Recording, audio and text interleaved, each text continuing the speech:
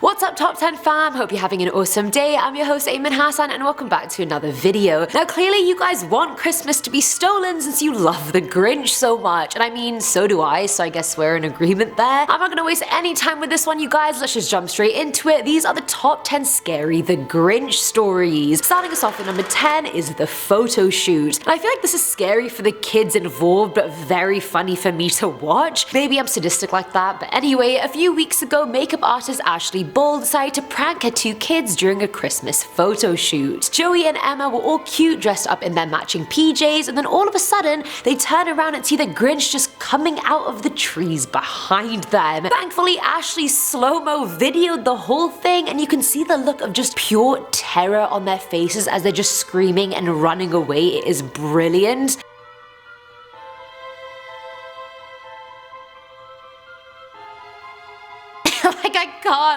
They're so, honestly, I know it's evil, but I would probably do that to my kids as well. I'm not gonna lie to you guys, I did laugh so much while watching this, but had I been Gemma or Joey, I would have just shat or peed my pants, or both, probably both. Coming in at number 9 is the Tinder creep. So this one comes from an anonymous person who said last year around Christmas time they matched with a guy that just had a bunch of pictures of the Grinch on his profile. His name was Adam, not the Grinch, thank God, but the profile was still weird. His bio was a quote from the Grinch, and thinking it was a joke or a bit charming, she decided to swipe right. I would never have swiped right, that's just weird, red flags immediately. Anyway, Adam messaged her right away and the conversation was quite normal at first. He explained how the Grinch was his favorite movie and that's why his profile was what it was. The girl assumed as much and continued the conversation, but then Adam started sharing how he's always wanted to sleep with a girl wearing the Grinch costume or at least the mask. He then asked if he could call her Martha May going forward, Martha being the name of the Grinch's love interest. She very soon unmatched him, but wow, is that a fetish? Is this a thing? How did I not know this? Wanting to be the Grinch in bed or roleplay as him?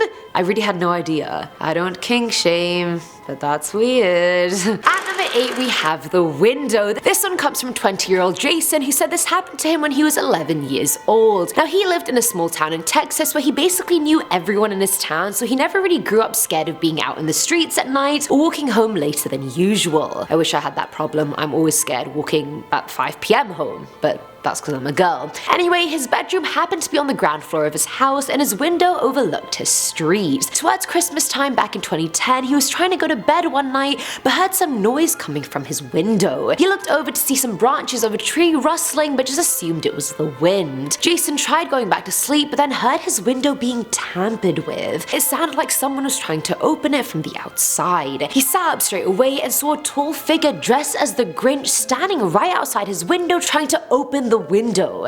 As soon as the figure saw Jason, he held up a knife in his hand and started laughing before running off. Jason, freaking the hell out, ran and woke his parents up and they called the police. The culprit was never found, but Jason never watched the movie after that and he can't even talk about it without having a panic attack. I'm with you there, Jason. If I went through that, I would be exactly like you. Filling at number 7 slot is my experience. So I actually watched the live action movie when I was about 4 or 5 years old and I fully thought it was a horror movie. I was so scared the first time I saw the Grinch in his cave, I actually started crying and begged my sisters to turn it off. In hindsight, I feel like I was maybe mixing up thinking the Grinch was the Grudge and that's why I was so terrified. To make matters worse, my older sister, the more evil one, bought a mask of the Grinch because she's just sadistic like that and just wants to watch the world burn, or at least watch me burn. I used to be really scared of sleeping alone as a kid, so one of my sisters would always have to put me to bed. I know, I'm just a baby.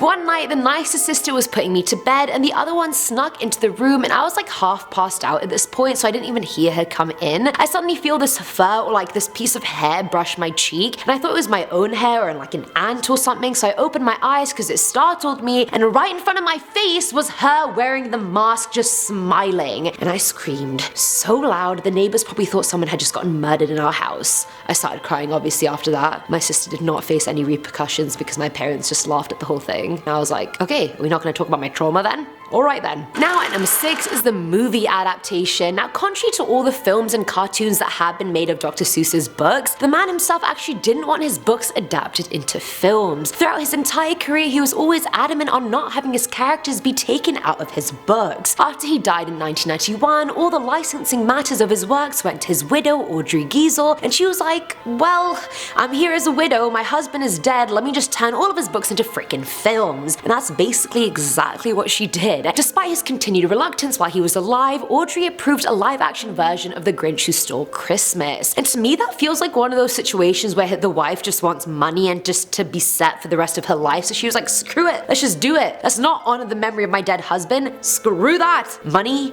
cha-ching, let's roll in it, let's bathe in it, you know what I'm saying? I wish I could do that. A, I'm not married to a genius, and B, I'm not married to a genius. Coming in at number 5 is R-rated. Now I know The Grinch is a very PG movie since it is a kids movie after all, but if we look at the opening scenes of the film, it's not as PG as we first thought. When the baby basket lands outside the house of the two sisters, we see them having their annual holiday get-together. We see baby Grinch looking into the window and the party going down, but is it actually a holiday party? No. It is not. It's actually a party for swingers, so no wonder it took so long for them to realize there was a baby hanging right outside their window. They were very busy. Even the father that sees him for the first time tells his wife that the baby looks just like her boss. Like, what does that even mean? How much interbreeding is going on in Whoville exactly? Maybe that's why the Grinch is so damn grumpy all the time, because the first thing he witnessed in Whoville was a bloody orgy. I'd be too. But on the contrary, some could call that a holiday party. It's subjective after all. At number 4 is The Abuser. Now I had no idea this was a thing, but the newest installment of The Grinch that came out last year is the only Grinch film where the protagonist doesn't abuse his dog Max. In every single Grinch movie, he's either mean to him, throwing him about, or just being full on cruel. Literally the one scene where the Grinch has a breakdown, then comes home to see Max hopping about having some Christmas spirit, literally gets annoyed and throws Max's doghouse and him right out the cave. It's not even like he just deposits him nicely outside the entrance of the cave. Like, no, he's throwing that far like he's doing Olympic javelin, for God's sake. Man lives on a mountain, do you even care where he's landing? You're just throwing it free for all, like, hello? He's only a dog, he could die. You live on a very high mountain. Are we not gonna talk about that? Guess not. Where's Peter when we need them? Filling out number 3 slot is the Tinder Creep Part 2.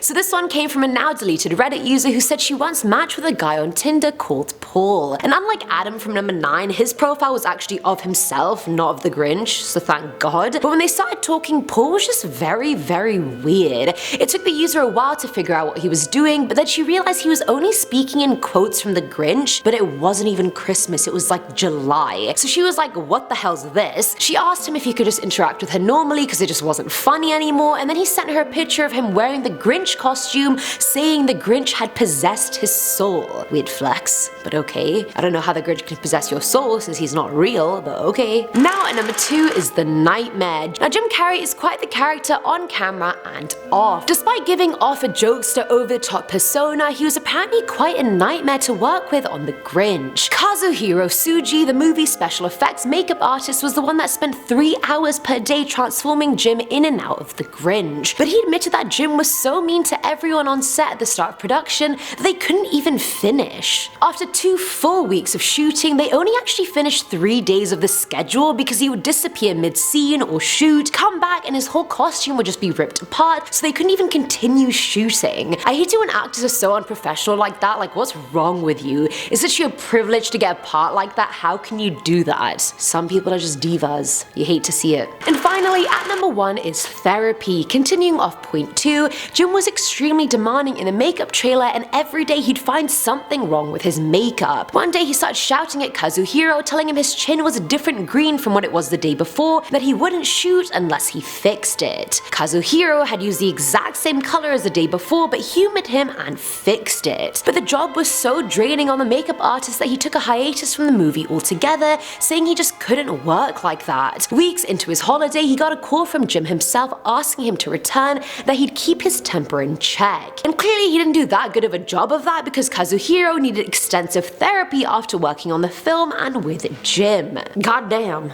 Who would have thought? And that's it for today's video, guys. I feel like I've overdosed on the Grinch now. Like, I know way too much about the film, the story, the actors, that like, I'm okay. I'm done. I also didn't realize how obsessed with the story people are. Like those guys on Tinder, like what was that? That was freaking weird. Let's not talk about that in 2020. Let me know what you guys thought below, and as always, I'm your host Ayman Hasan, and I'll catch you in the next one. Bye!